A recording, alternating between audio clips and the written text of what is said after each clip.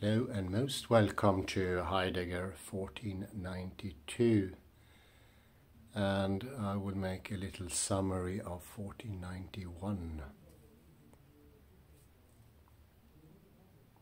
to see if I can explain in words my understanding so far of chapter 5, Self-Evolving Cosmos. But as I enforced here, understanding needs to be in the N1 T1 mode. And that understanding is the light, easy, non-forced light compared to the tensed understanding of N2, T2. N stands for neurons and T stands for muscular system. Neuromuscular system stands in a very similar position as the Lemin's gate, as explained by Dr. Jan Eyskens.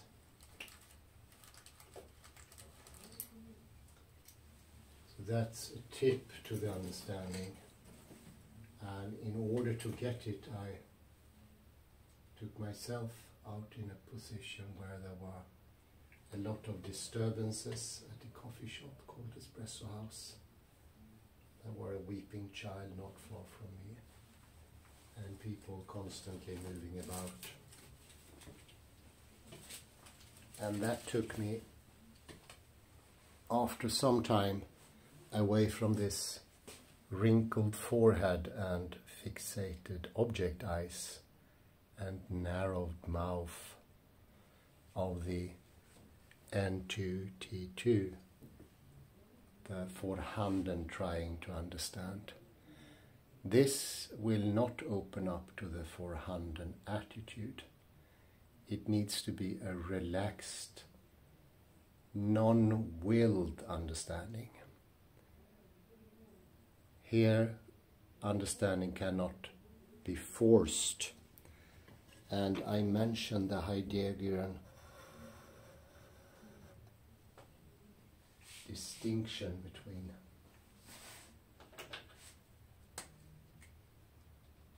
denken and danken. In this specific example, we're looking for the thankful, which is danken, not the harsh, fixated denken. This is strictly about a different way of understanding. And let me really underline this. It cannot be understood in the similar fashion that other things are understood. The very mode of understanding needs to be widened, balanced and wholesome.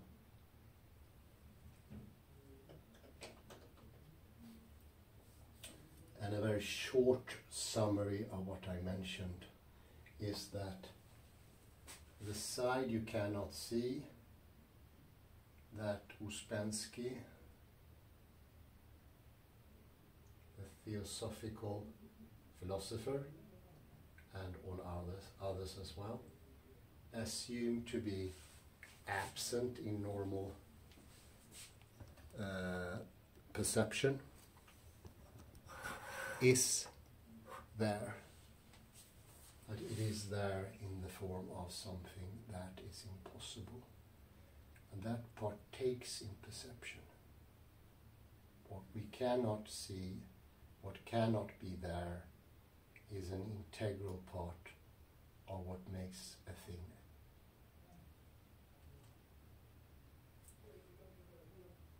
And Rosen writes that subject is the very thing that's beyond, on the other side, the thing you in normal perception cannot see.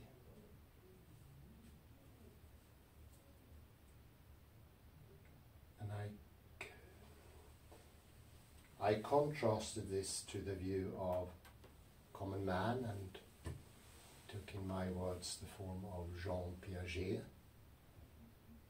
who developed the expression object consistency. And he wrote that the child in its growing phase derive the backside, the depth, from the surfaces that it can see. And that is a very good example of that misconception, that the backside is derived or some sort of thought out forcefully. We neurologically know that not to be the case, but here it is more a questioning of the regular way of understanding, the mode of the frown. I really want to understand this.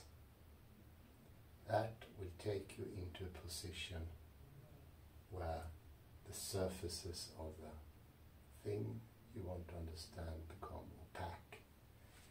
You literally, as we know, go into the N2 T2 mode, which is the absolutely predominant mode today, as concluded by Mulder and also other neurological research.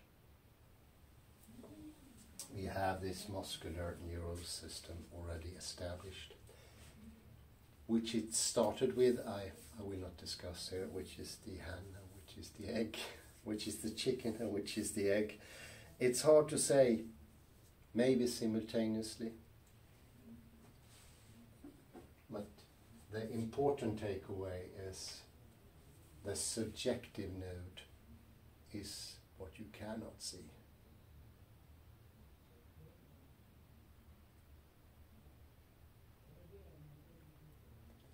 So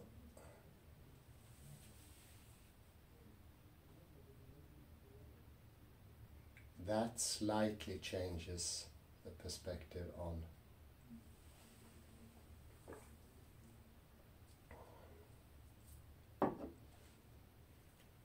what Newtonian classical view is.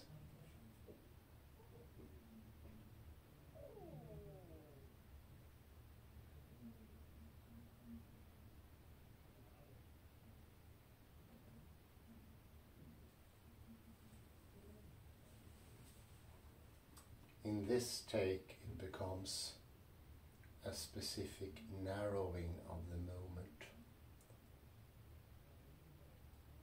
The book's name is Self-Evolving.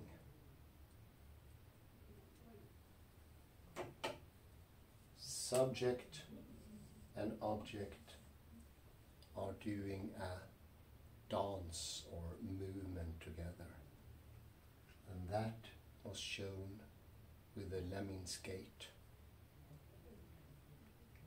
And I think a very first step to this understanding is to understand that movement and stillness are not completely disparate or disjunct.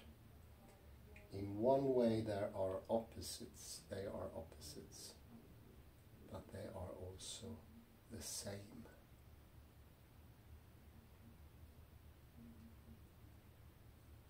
There is movement here, and there is movement in quantum mechanics, and the movement in quantum mechanics is between real things, real electrons,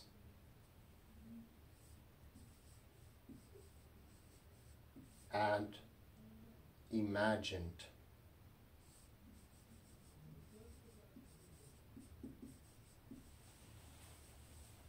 There is a dance in quantum mechanics between real electrons and imagined electrons.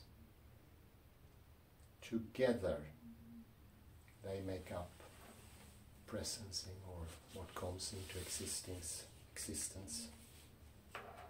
But real in itself is not causative. How odd. Well, you see, this is very different from classical mechanics.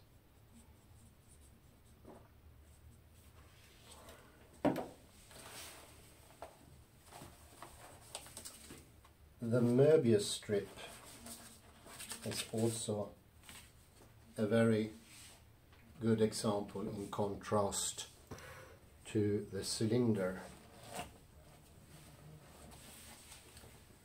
When you go over the cylinder with your finger, you will only reach into one edge, one side of the cylinder. And you can say you don't understand the cylinder then, because the other side is not touched. That is not the case in the Möbius strip. Following the edge with your finger will lead you to the whole of the Möbius strip, which you can possibly see here. See, I go up here, and in the end I have covered all of the Möbius strip. And I would say I showed it to some people in the espresso house, and they did not believe me. I did it several times. This is an excellent pedagogical tool, and also the very thing that is constitutive of space. It's the same here. You can see the subject is touching the parts that are not present. But it's also, and I think that's maybe the more important part, this is the subject. What you don't see is the subject. It could be compared to there is no subject in classical mechanics. Reverse that and see it as a tendency of taking away a part of the object.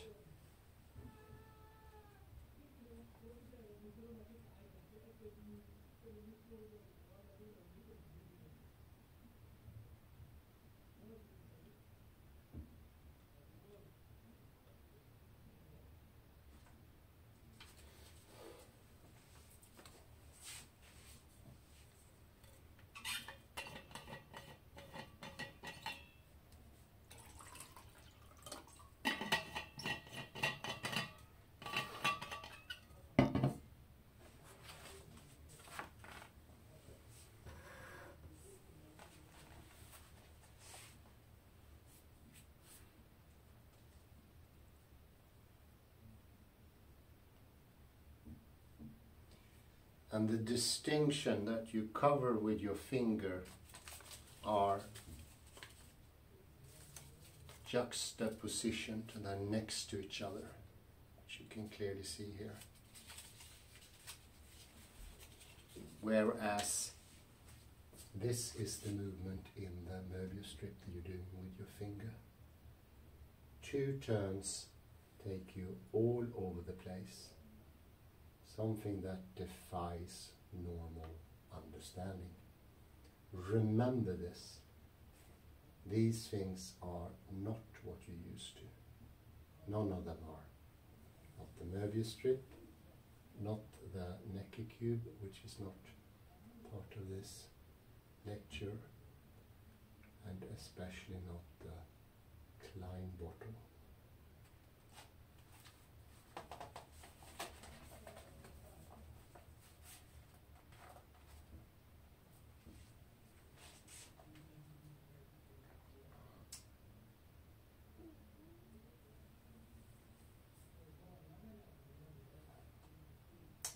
Contrast, tracing an edge of the cylindrical ring maintains the simple distinction between the edges.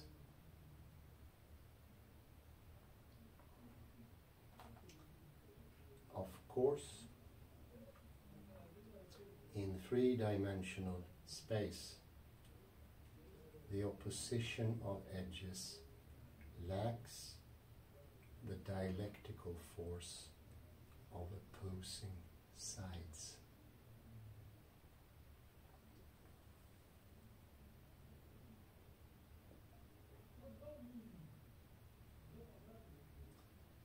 Though we may describe the boundary lines constituting the edges of the Möbius as opposed to one another at any local cross-section of the strip. This is very good. At any local position, they would seem to be opposed. But go the whole way round, both sides would be on one plane. It is one singular plane. Here they are opposed. And then you don't get the subject-object interrelationship.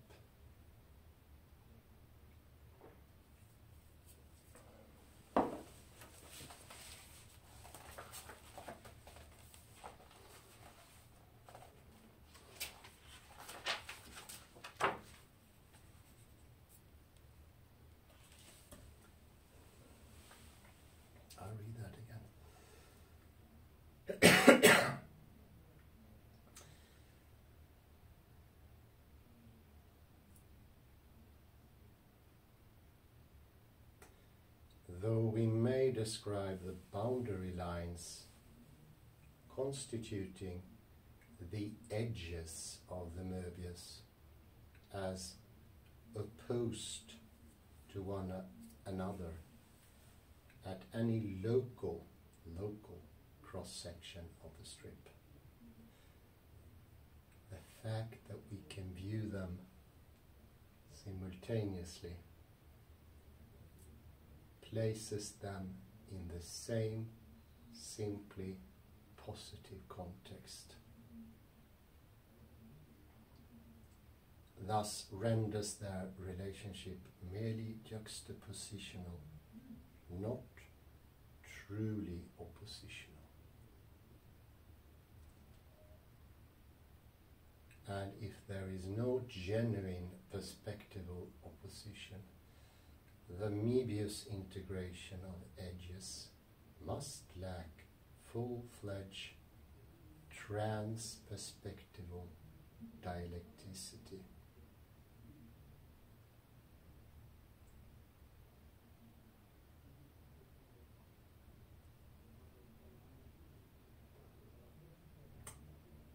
But this would not be the case for the Möbius structure in flatland.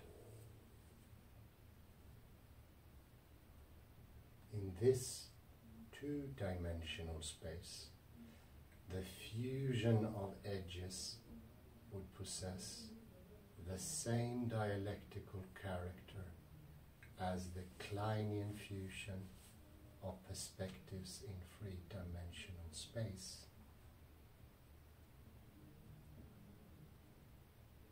So the Möbius structure does the same thing as the Klein bottle, but does it in two dimensions,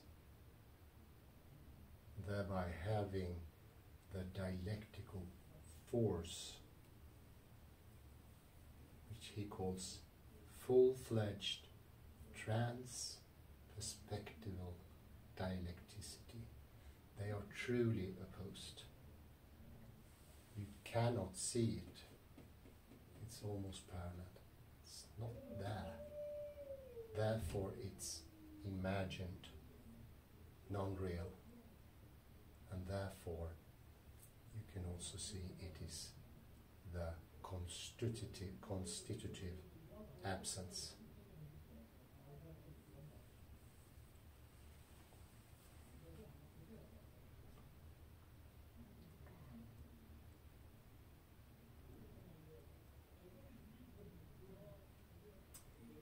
In two-dimensional space, the Möbius structure would not be an open surface, but but a line.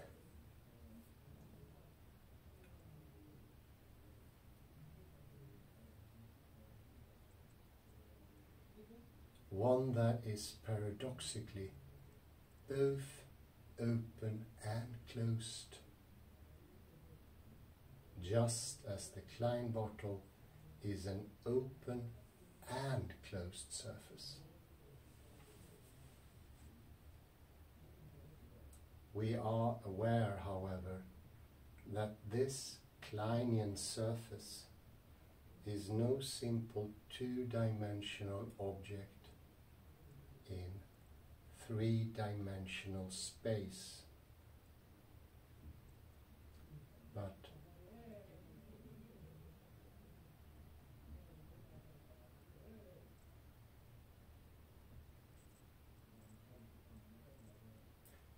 is a structure that brings three-dimensionality to its dialectical completion.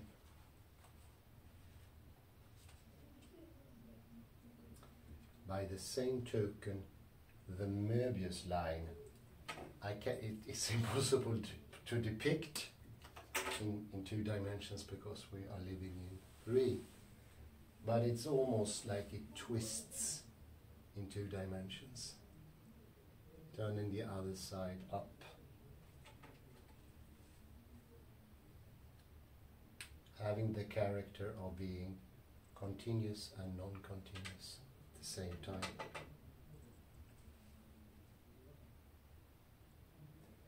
So by the same token, the Möbius line would bring 2-dimensionality to its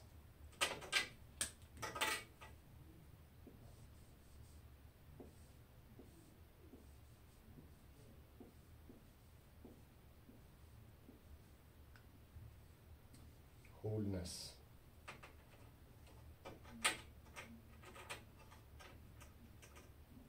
Whole related to this part. Health as well. It is a healthy view, and it is, this is how I'm bringing neurology into this. This is the view of the healthy system, of neural system 1 and muscular system 1. That's the healthy. Another approach here is the Gilchristian left hemisphere and right hemisphere. The left hemisphere, people with a right hemisphere hemorrhage or stroke cannot perceive depth. Their world is almost like Ouspensky described it, where 3 dimensions are derived from 2. Like in this way.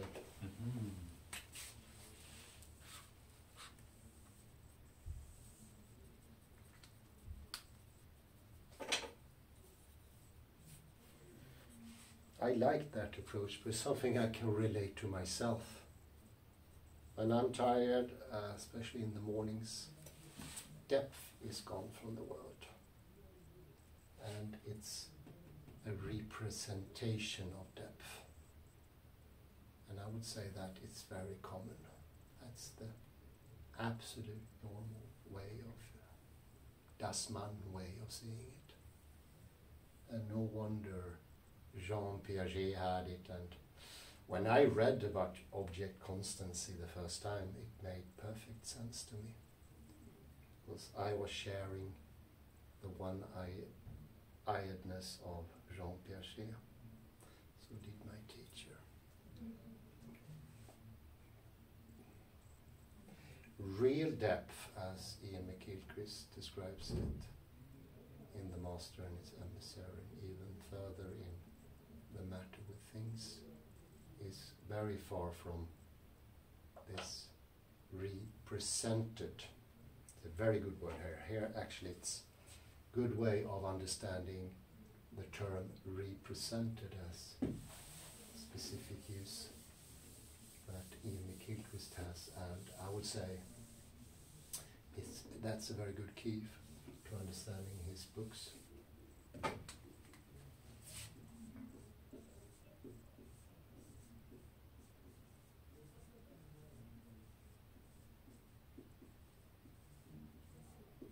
I don't know if it deserves the term neologism, but he uses it in a specific way with this devis, as we call it in Swedish.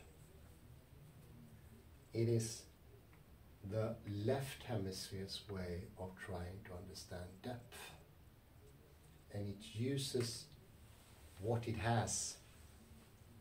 And what does it have? Well, if you've seen episode 1419, you would know it is the line and the area.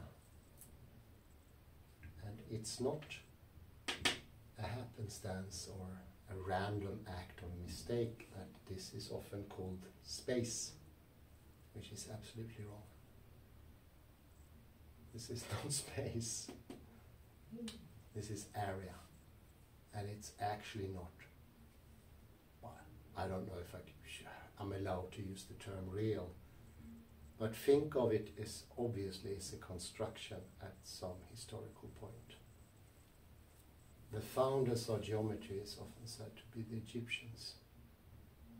And what they did is they flattened out the earth and used it representational to divide the areas for the farmers. But I bet you they didn't confuse the representations they made on parchment or whatever they used, papyrus, with the real soil, which is of course something that has depth, fractality. This is what I used. And remember, the space here is not the ordinary derived from this. You cannot make this by using this one 6 times. Putting one there, one there, one there, one there, and one beyond. You get the dice or a cube. This is true depth. And this we know people with a right hemisphere blockage. It can also be the pulse. They can nowadays they can actually paralyze the right hemisphere for a short while by magnetic resonance, 20-30 minutes. And those guinea pigs, I hope they get well paid, they can no longer perceive depth. Depth disappears. But they can do calculations in 3 dimensions still. But the real depth is gone. And this is important. So is the joy of living. They all comment that they do not like that way of being. It's a flattened out, lifeless world. And this is why that serious understanding of this, it's the lifelessness. That is the Stimmung or attitude of the left hemisphere, trying to grasp it. And we tense, because tension lies here. N2 and T2 are tension. That's what tension is. And there will be no muscular tonus. To be honest, this is what happens to me now when I try to go into the certain points where I'm unsure. I don't know if it can be seen. If you can put a vision on my feet as well, if that's possible. To hold it steady. I go up on my toes, this, and that is that over-concentration of the M to T1, T2. Whereas if I relax or go into a calmer mood of mind, I would say this is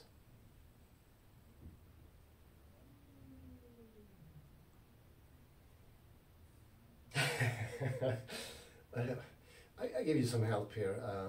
I see how my mood is changing when I go into the more balanced. So my thinking changes.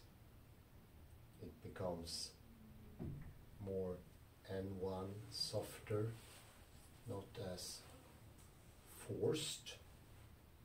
I don't force my thinking. The thinking comes to me.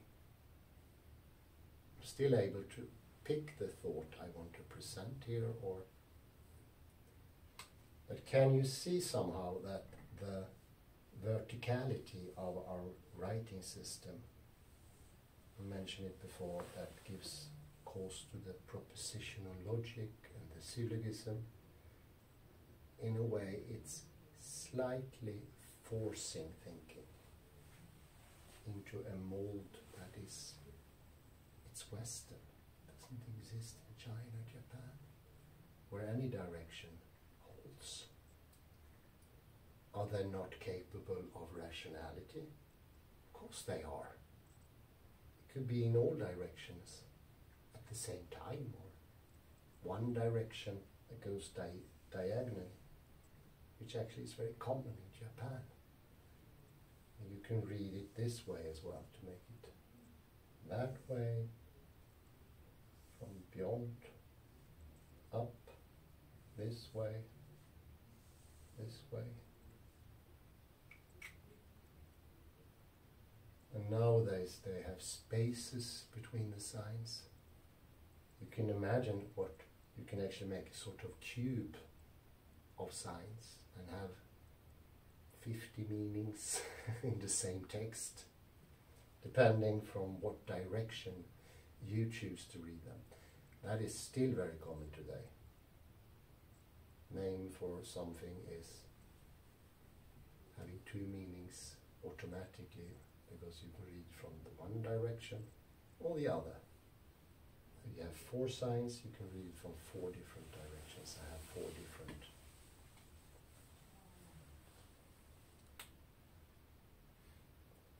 This is a more open. And once I relax, my thinking doesn't strain as much. Just to give you an example, a thought that popped up before I balanced was maybe knocking on the door to the neighbors here and say, hey, you are watching football, which they are. They should be immersed in seriousness. The interaction between the subject and the object is another way of understanding observer-dependent physics.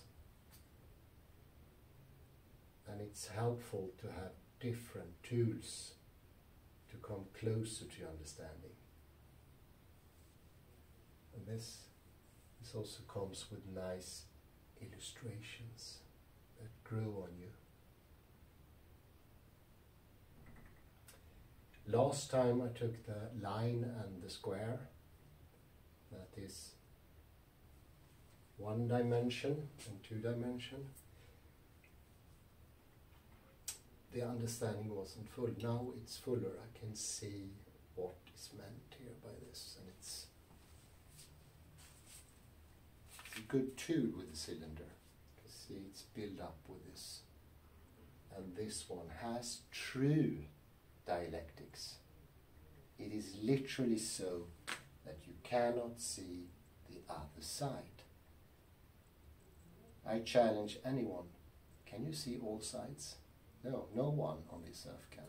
But you can perceive them by letting the impossible, the imagined, be a constitutive part of reality.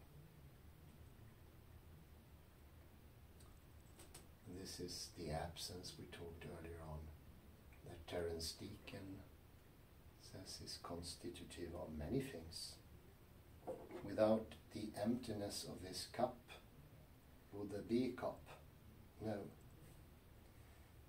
Do they use the emptiness to construct the cup? Yes, they do. The diameter which gives the tool for making the mug is used, which is completely empty. The inside is empty. So emptiness is not just surrounding things. It is part of the object. And cutting the object like this, saying this is the object, it's not fair. It will devalue the object, and this is actually what left hemisphere dominant people do.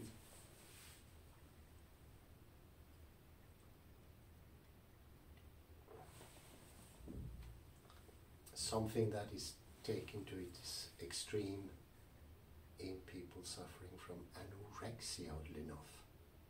Anorexia. They cannot perceive their bodies, not even in the mirror. And instead they represent their bodies to be obese, fat. And if they can't experience themselves in 3 dimensions, it's impossible to convince them that they are actually on the verge of starving to death. Because perception trumps everything. And that is, of course, why anorexia is so hard to treat, almost impossible. But going into the perception, which, writing a book like this, you need to be extremely careful. Defining a little bit too much, being too clear, will lead the reader wrong. So extra explanations or unnecessary explanations would be really bad in this circumstance. And I can't imagine that goes for any other type of explanation. That extra explanation is damaging. Of course it's boring with repetition, but here you need to be careful, because there's a thin line between this one. The first time I saw it, I actually thought directly, this is like 6 areas put together. That's natural. Maybe that should be your starting position when you read the book or get an article. I can also recommend. Stephen M. Rosen has several articles on academia.org. They are free to download, and well, you're more than welcome to give a comment to him and say your thanks. Are we holding up time-wise? 38 minutes, so 5 minutes more than that. Cheers. Comments.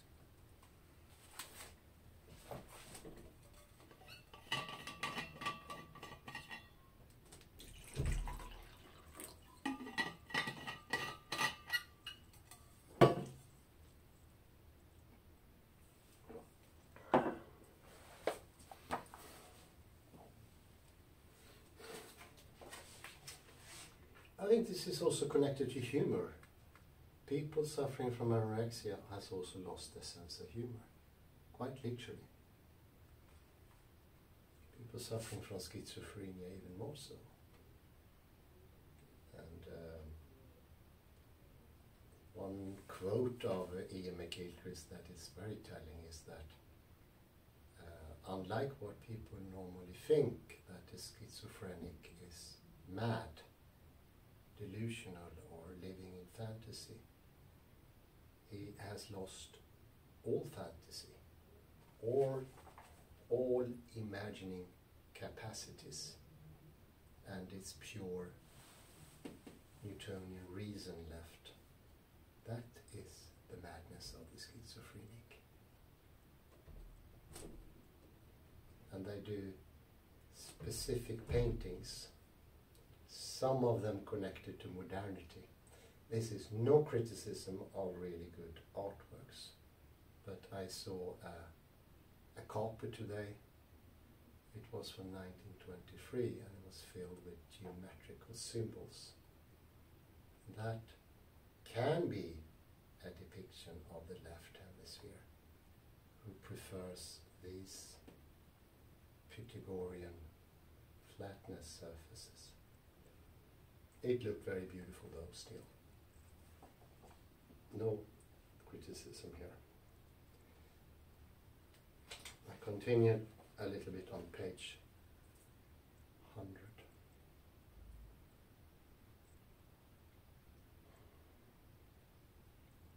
We know that the cylindrical ring, taken as an object in three-dimensional space,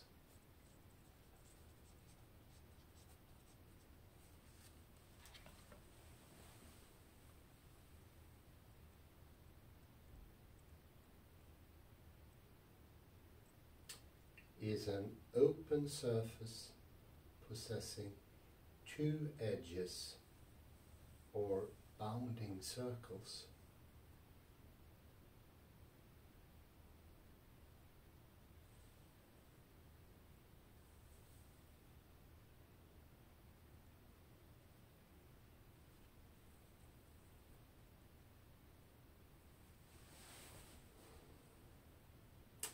This surface can be topologically transformed into a closed structure by elongating it, stretching it to form a tube, then bringing the circular edges of this tube together.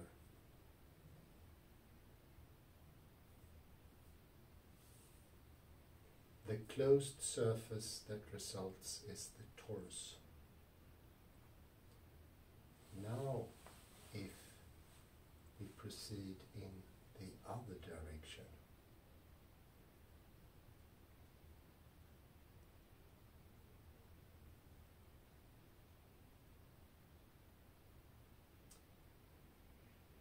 narrowing the cylindrical ring instead of elongating it, the circular edges draw closer and closer together.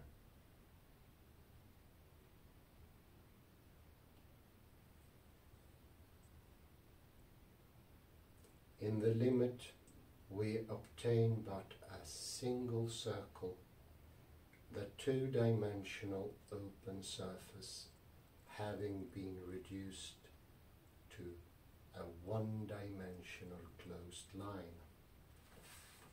Thereby we have produced a closeness in a circular fashion.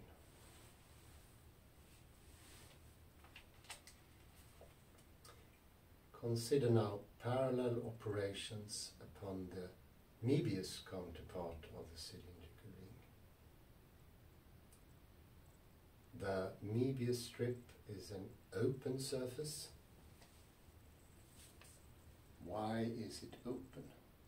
Well, it doesn't really have an outside, does it? Does it have an inside? No. This one has a clear inside and a clear outside.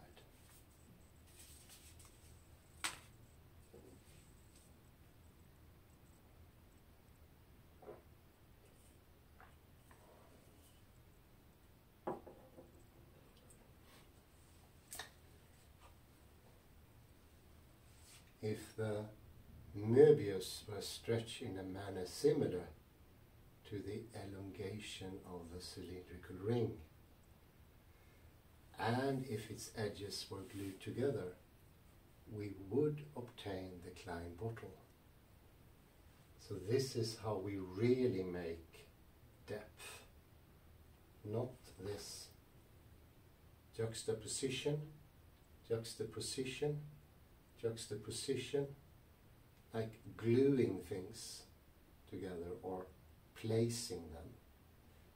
They do not become truly oppositional. But here there is a dialectic going on.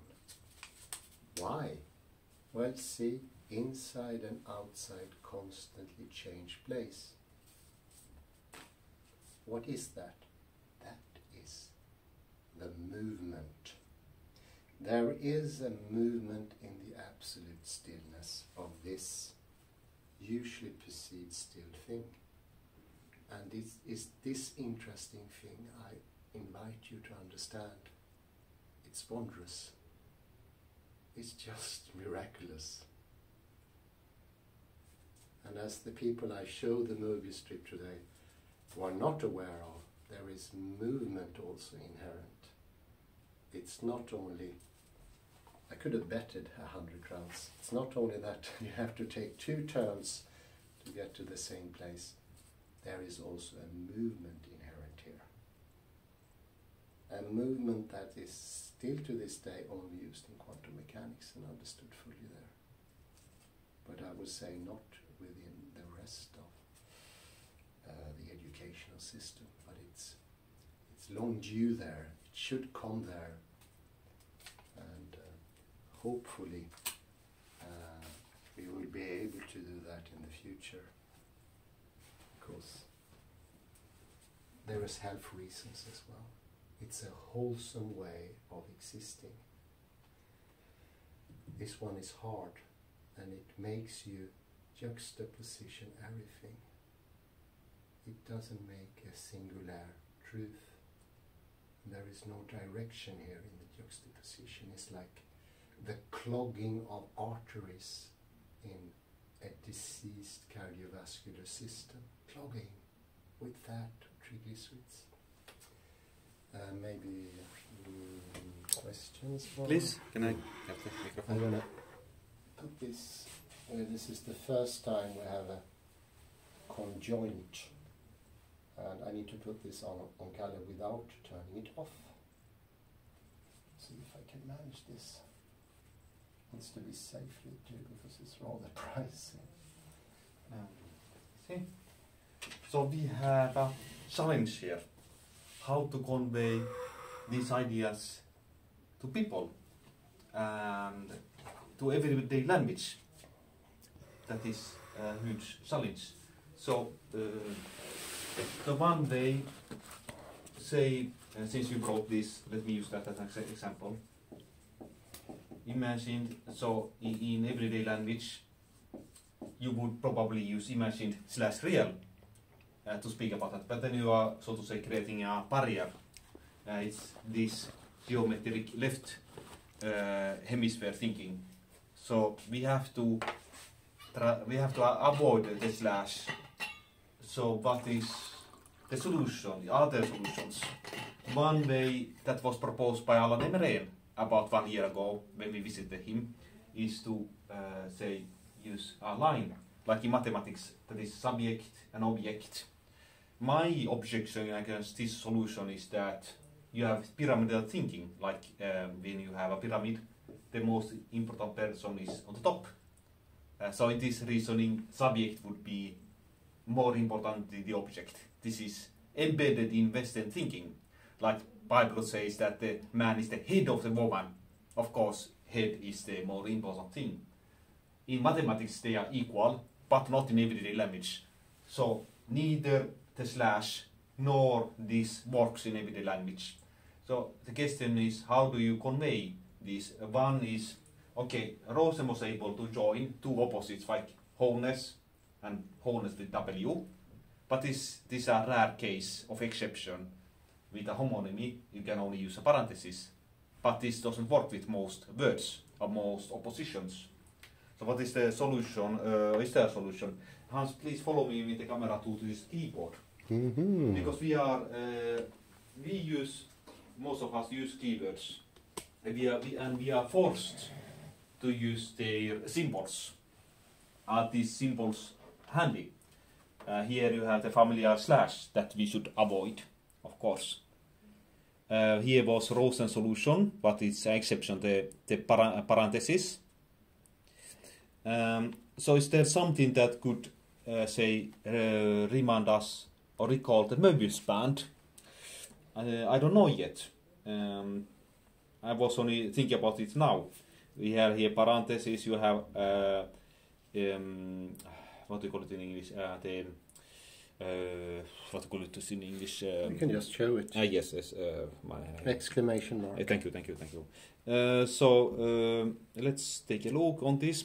And I'm making also an appeal to our viewers if somebody would have a solution which would, so to say, be closest to the idea of Möbius band. As far as I can see now, perhaps in a Word document you can go on below symbols, and if you're lucky you could perhaps find a symbol that is resembling, like